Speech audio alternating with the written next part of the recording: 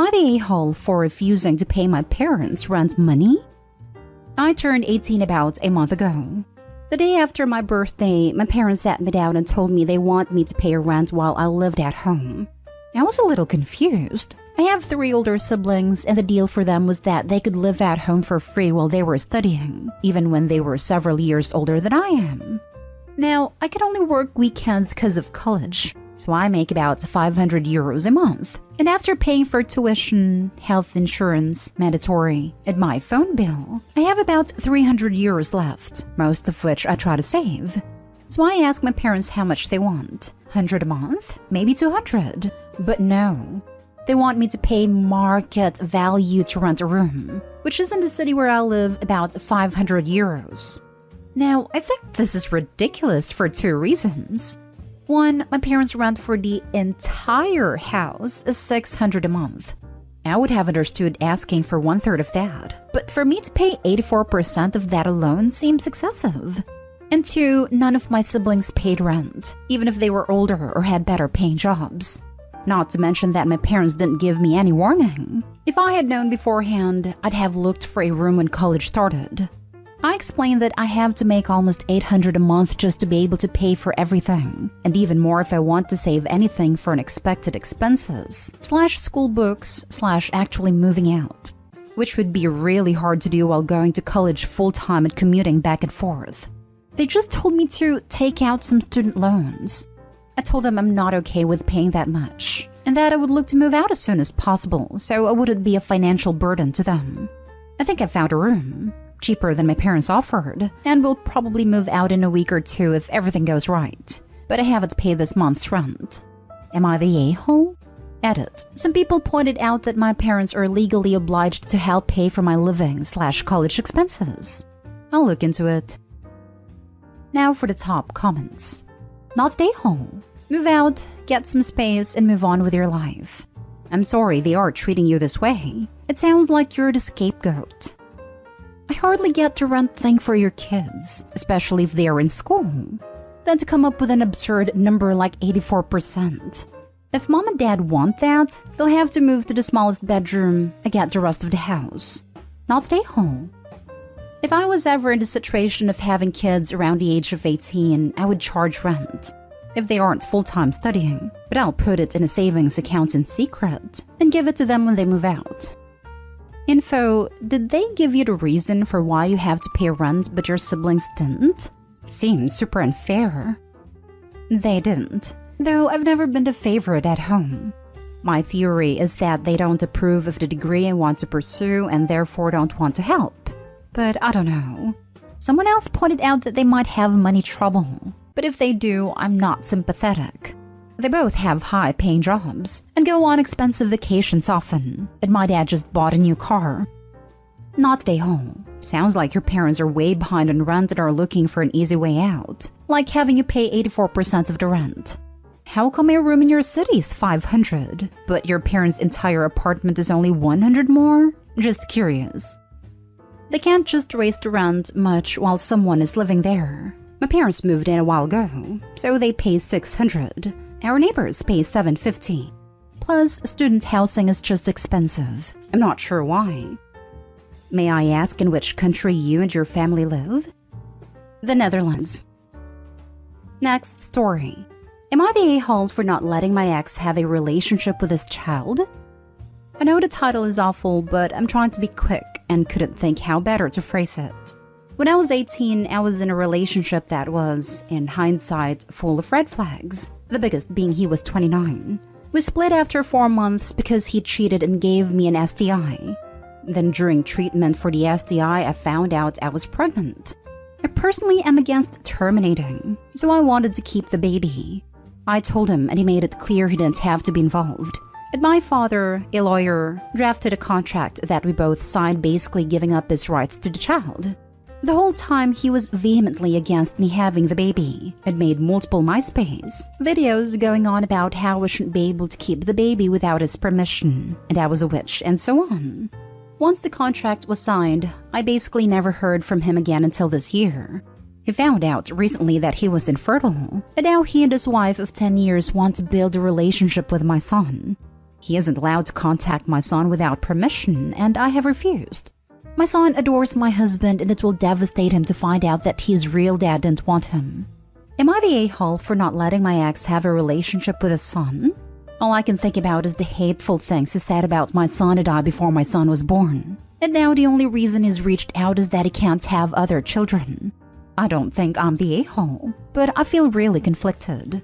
Edited to add, my son is almost 15. He does know that my husband isn't his dad, and we went through therapy for it when we told him at 11. But he very much considers my husband to be his dad and our daughter to be his sister, and hasn't shown any interest in finding out about his biological father. Obviously, if he wants to know, I won't lie to him. But right now, he is happy with his family as it is, and hasn't shown any interest in hearing about my ex. Not stay home. Though, if you have not told your son that stepdad isn't his real dad, that won't end well in the long run. But speaking of your ex, wow, is that karma or what? Infertile. Probably from untreated STIs. Not stay home. You signed away his rights and your son has a good relationship with your husband. If he is infertile, he can always adopt. This. He signed away his rights. He doesn't get to say he has a child. Did he forget that he signed the papers? Not stay home. He doesn't get to decide to try and be a dad because he found out he's infertile 10 years after all the horrible crap he said. He made his bed, and now he needs to lay in it. I hope you kept the videos just in case he tries anything sneaky in the future. Edit: being a sperm donor doesn't give him the father/dad title. Not stay home. Are you able to say, if your son ever asks, you'll put him in touch? Would that work? Yeah, that's basically what I said to him. And he got angry that I wouldn't let him fly halfway across the country in a pandemic and let him meet my son right now. Seriously, when he messaged 2 weeks ago, he was talking about booking flights for the first weekend of Feb. And I was like, WTF? Yikes. Well, stick to your guns. Your boy's happy, and that's a gift you gave him. Next story is titled, Am I the a-hole for paying my niece $50 for the birthday cake she made for my son's birthday? My 16-year-old niece Judy is into bakery. She bakes plenty of sweets and cakes. Due to my brother and his wife's financial situation, Judy got dropped out of cooking academy. She was heartbroken over this, especially because she was on top of her class. She was determined to go back to cooking academy, so she started selling stuff she bakes online to be able to afford her classes. Her parents thought cooking academy was a distraction from school and disapproved of it though, so they started demanding she bakes for neighbors and friends for free. My son's 4th birthday was last week. I asked Judy if she could bake a cake for $50. She agreed, but my brother said no chance, and swore up and down that she will do it for free. Judy said if she keeps working for free, she'll no longer be able to afford the academy, not to mention the ingredients. I said I have no issue paying, but my brother said we're family and the cake was for free. This didn't sit right with me, so I went behind my brother and his wife's back and gave Judy the $50 before they left the party. Well, they found out and yelled at Judy for accepting the money. Then my brother called saying I shouldn't have paid her, but I said she deserves the money for her efforts. But he went on about how unacceptable it is for family to pay for favors, and said that Judy got grounded for acting so entitled. I had an argument with him and told him to stop the punishment, but he said we wouldn't be dealing with us if I didn't go behind his back and gave Judy the money in the first place. I hung up and met up with my family to discuss this, and they all agreed that I should never have sneaked my niece the money and disrespecting her parents' wishes. They told me that I don't even get to speak ill of my brother because he was just trying to be generous with me and was being a real family. I don't know. I feel I might be the a-hole for this. Am I? Now for the comments. Not the a-hole. People think that just because you're family, you don't deserve to be paid for your time and effort and skill. You did the right thing. She deserved that $50. Except her parents are making the kid work for free for everyone. Opie might be able to better help by telling the niece she'll hold the money for her until she's old enough to open her own bank account. Or possibly gift the academy tuition, directly paid to the academy. I agree with this, but $50 and hold tuition is a big difference money-wise. Not an OB to pay the whole thing, but maybe she could help set up a small business for her so she can widen her clientele. Not a-hole. Wow. Not a-hole. Very much not a-hole. Your brother is calling poor Judy entitled when they expect her to spend her time, effort, skills, and probably money on ingredients and give her goods away for free? That's entitled. They want a puppet to do their bidding and make them look good. They are abusing their daughter's passion for the sake of their own image, and then proceed to punish her when she actually shows any kind of success for it. Is there any way that you could help Judy Network to find more people to sell goods to, so she can make money for Cooking Academy? Judy needs a website and a new place to live. Not stay home. Why do people not understand that just because a family member has skill, it doesn't mean they should do stuff for free? Thank you for at least trying to help your niece and trying to pay for her time. Her parents are shocking. Not stay home. Your brother is teaching his daughter a horrible lesson. That her time and skill is not worth anything. People want to constantly preach you do for family, but there is a line between being generous and taking advantage of someone. You are completely in the right to pay your niece not only for ingredients, but also her time. Your niece is going to hopefully learn quick that you don't set yourself on fire to keep someone else warm. Now for the last story. Am I the a-hole for telling my mother she will not see her grandchild? I, 33 female, recently found out I am expecting. My husband and I are delighted, and everybody's delighted for us. This will be our first child and my mother's 64 female third grandchild, as sister 31 female has 2 kids. When we announced we were expecting, my mother decided she had to take charge, giving me names, telling me that she should take care of the babies, I wouldn't know what I was doing, etc. Now, I am very low contact with mother. I actually moved away from living in close proximity with her due to my dislike towards her. Without boring you all with detail, my upbringing was not abusive on the physical side. However, I was emotionally drained, and I had such relief the moment I moved out of her house. I won't get into the history, but my sister got everything her way. Could freeload whilst I had to be working from age 16. Pay my own way by giving up 60% of my wage. I had to get a full-time job whilst continuing my education, funding everything myself. I do not resent my sister for this, and we have a fantastic relationship. The rest of my family did not talk to my mother, with my sister the only one who remains in contact. Even then, my sister will consistently complain to me about her, to the stage now where her kids will not be with my mother unsupervised.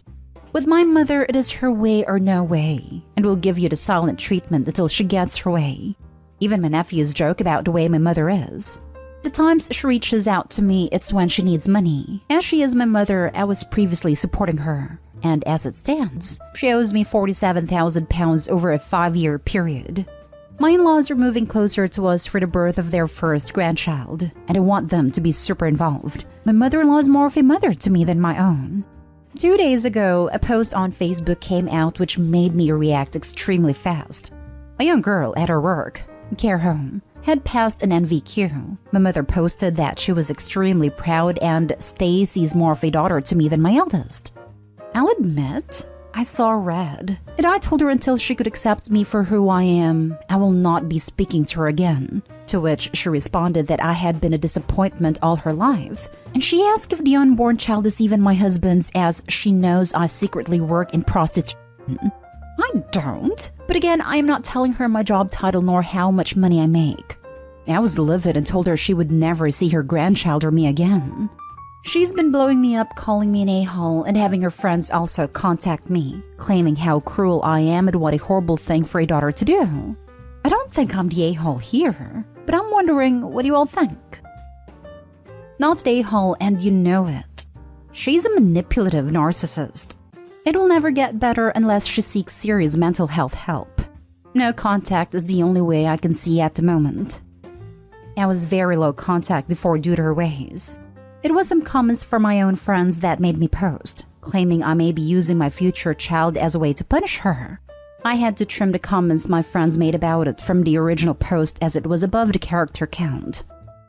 Your friends need to keep their opinions to themselves. They're not the ones who have to put up with this treatment. Not they home. Not they home. She herself said you're not really her daughter, so why should you consider her a mother? Excuse my language, but ditch that witch for good and live a happy life without the nasty influence of that person. Don't let your child get poisoned by her or her friends. Protect yourself and your family and stay strong. Not stay home. Your mom sounds like a trash fire, and if you do not mind unsolicited advice from a stranger and parent, it all boils down to this one question. Will this person's presence be a positive influence in my child's life? If the answer is no, what you did is not just your right, but your responsibility as a parent. Block her and her flying monkeys not just until she asks for another chance, but until she proves by her actions that she deserves one. If that is forever, she only has herself to blame. Not stay home. It's time to cut contact completely. Block her from your phone and all your social media. Do not let her inside your home if she comes by. Don't even answer the door. She's highly toxic. Inform your sister of your new rules. Congratulations on your pregnancy. Please remember that it's not good for your health or your baby's health to be overly stressed, so you'll have to work on eliminating your mom from your mind as much as you can. My mom was toxic too, and I wish you only the best. Unfortunately, blocking her isn't an option I can take.